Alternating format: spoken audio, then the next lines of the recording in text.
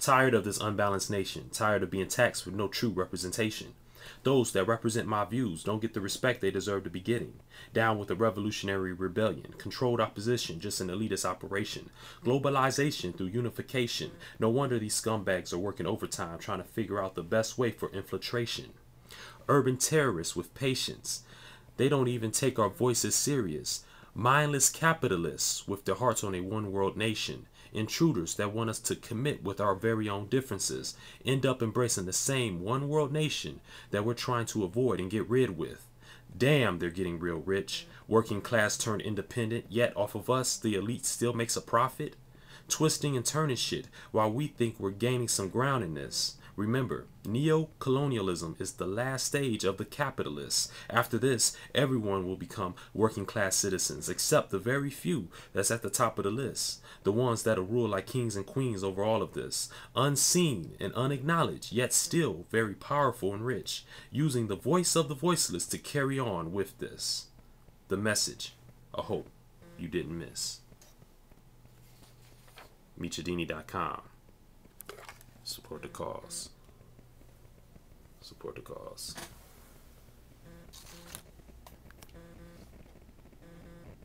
The second idea is a lot better than the first. Stop using credit cards. I think even though we have to have a cohesive strategy to pull this together, I think that there's a lot of real brainstorming that needs to happen. Because if we make one move, we need to be focused on what moves will be made against us.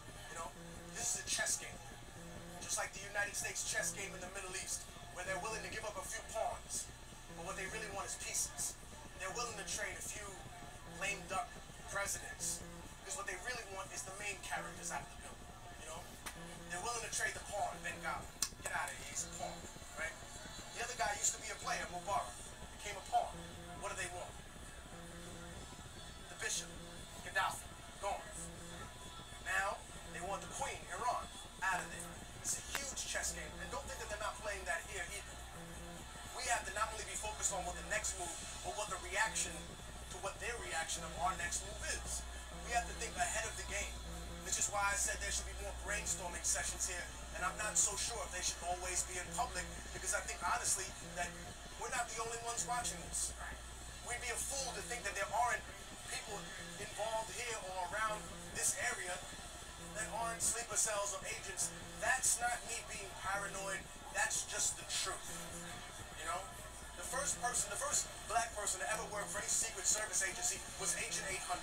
His job was to infiltrate the movement of Marcus Garvey. If they were thinking like that